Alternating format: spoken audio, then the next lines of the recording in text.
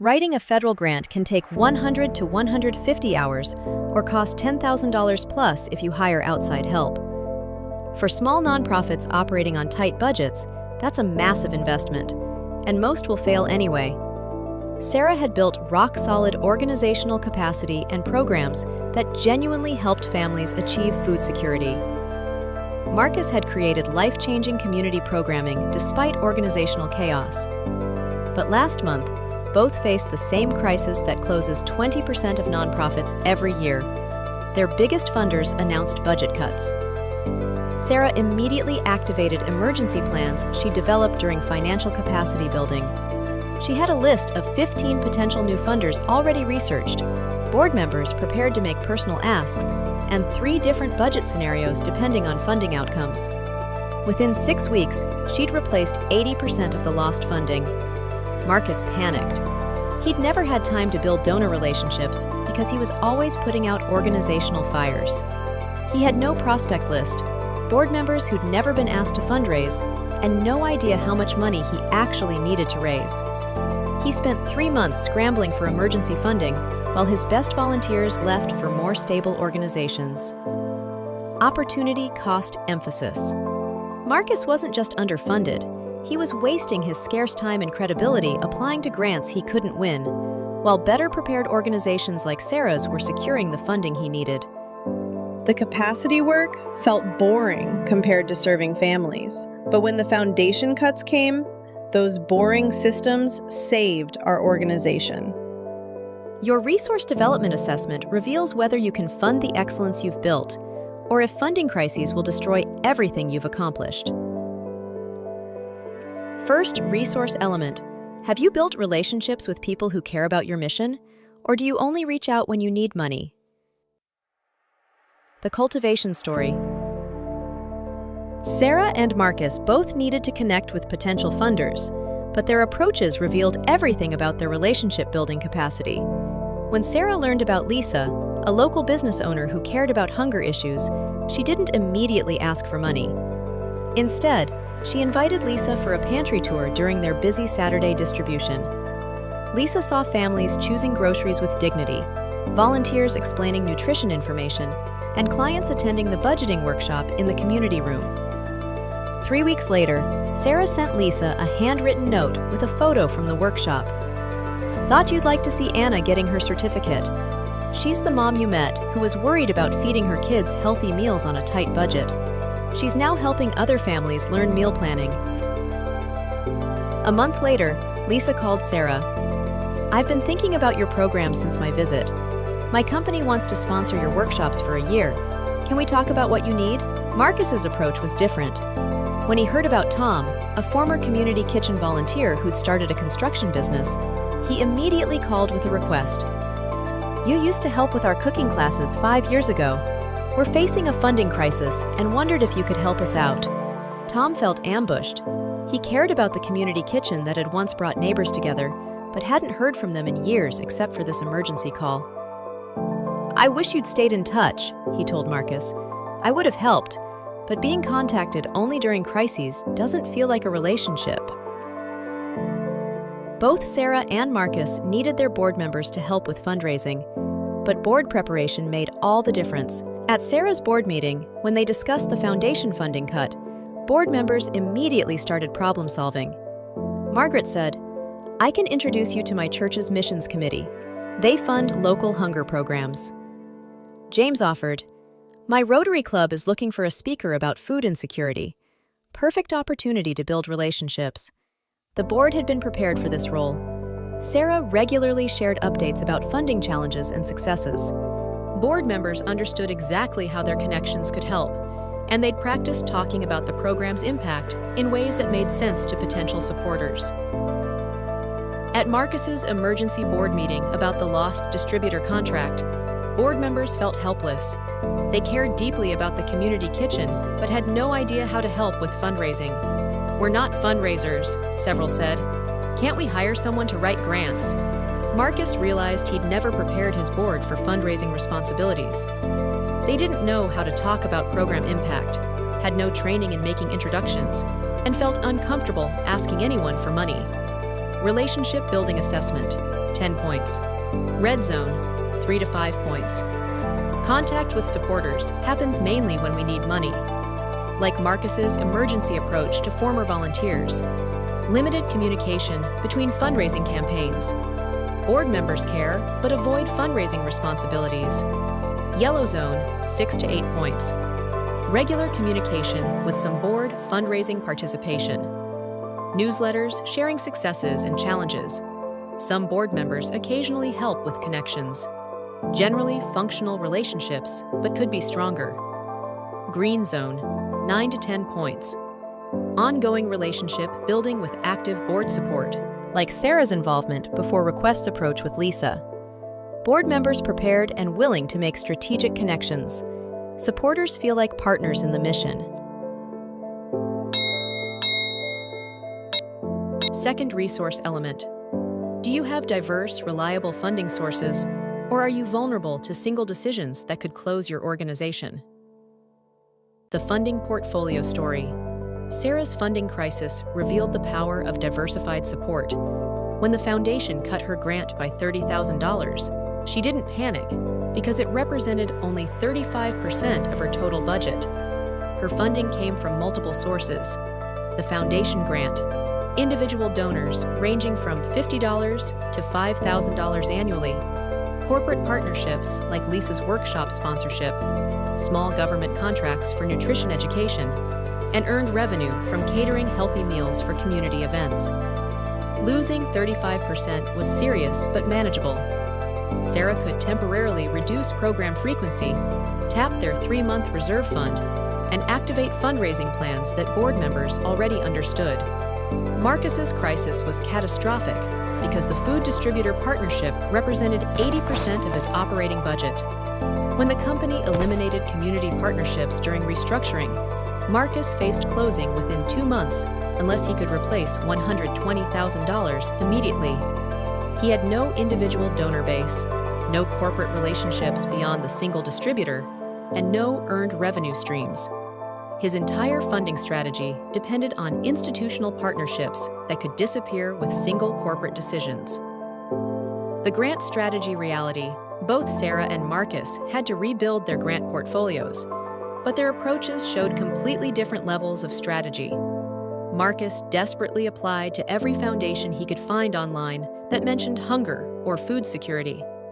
He sent the same proposal to 20 different funders without researching their priorities or building relationships with program officers. His applications were generic, rushed, and often mismatched to funder interests.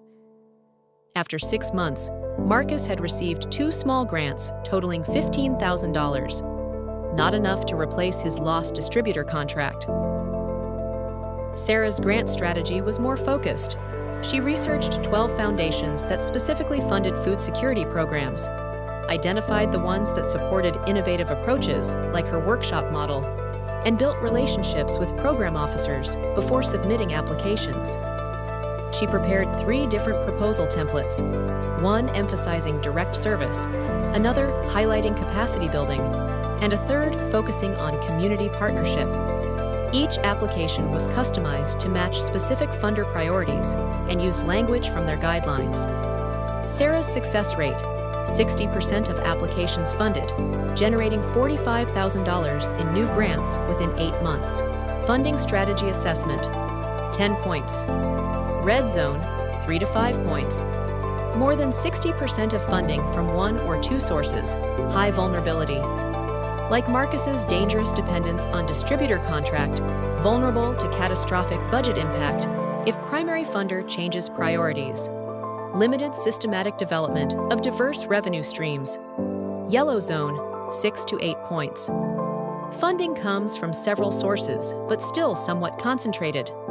3 to 5 significant sources provide majority of budget. Some individual donors and corporate support, but not systematically developed. Less vulnerable, but still at risk if major funders change priorities. Green zone, 9 to 10 points. Diverse funding portfolio protects against single-source risks. Like Sarah's multiple revenue streams approach, no single source represents more than 40% of total budget. Multiple types of funding, grants, donations, earned revenue, contracts, reduce risk. Third resource element.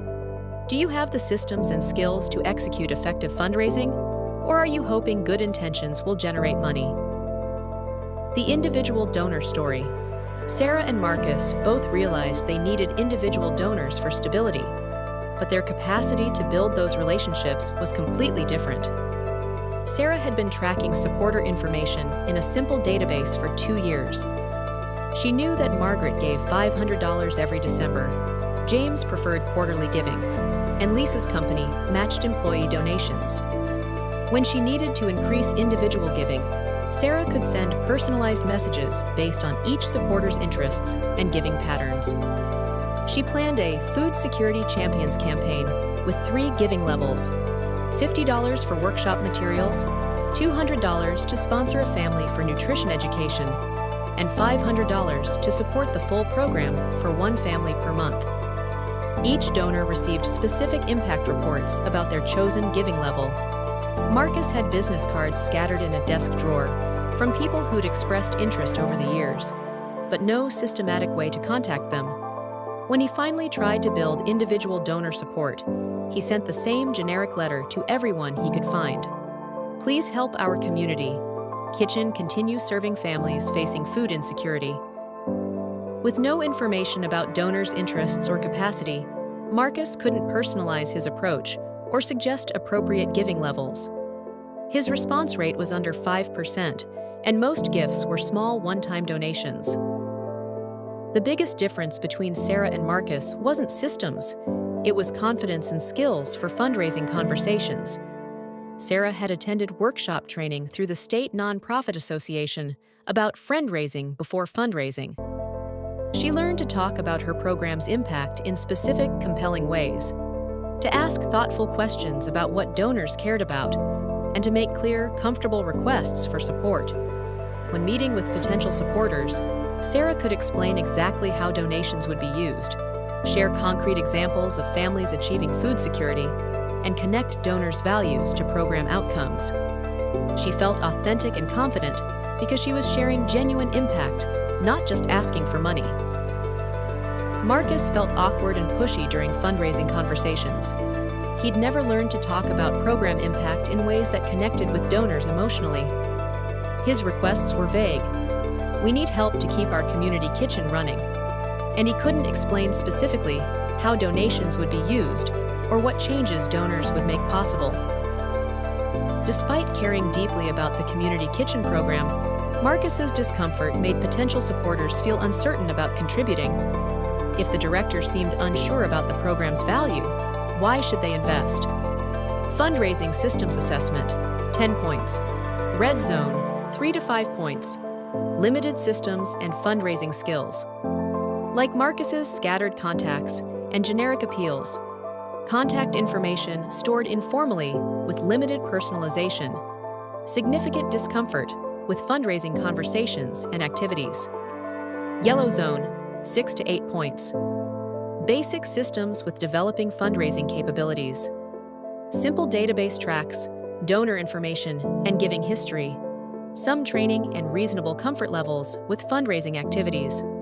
Generally effective systems that could be more sophisticated. Green zone, 9 to 10 points. Comprehensive systems and strong fundraising capabilities. Like Sarah's personalized donor management and confident fundraising approach, detailed supporter tracking enables strategic relationship building. Staff and key volunteers comfortable and effective with fundraising activities.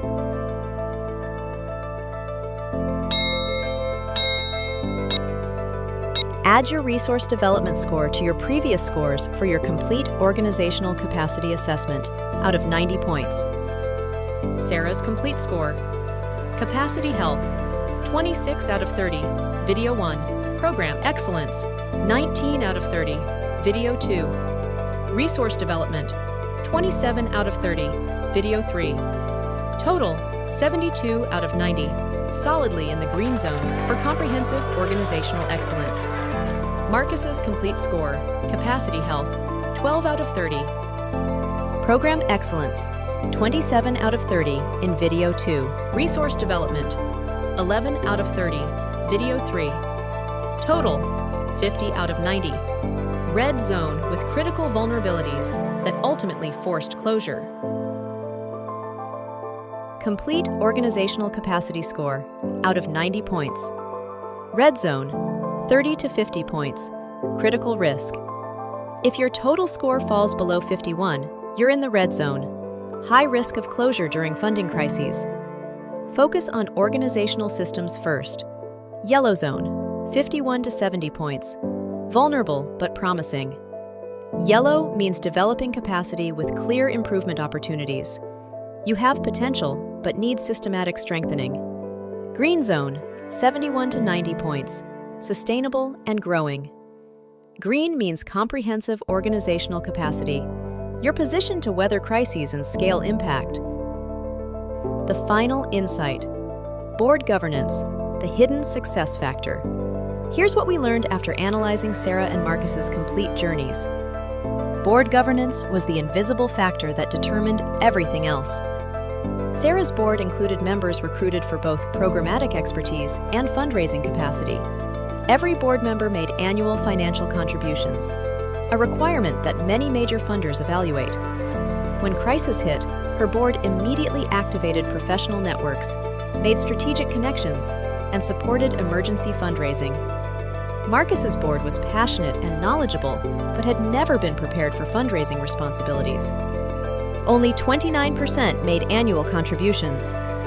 When funders evaluated board composition and giving participation, they saw governance risks rather than organizational strengths. The board governance reality funders won't tell you. 100% board giving participation is often required for major grants. Board composition signals organizational sustainability to program officers. Boards that can't fundraise indicate serious governance problems.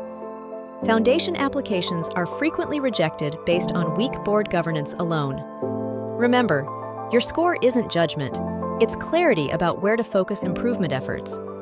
Every strong nonprofit started where you are today and built capacity systematically over time.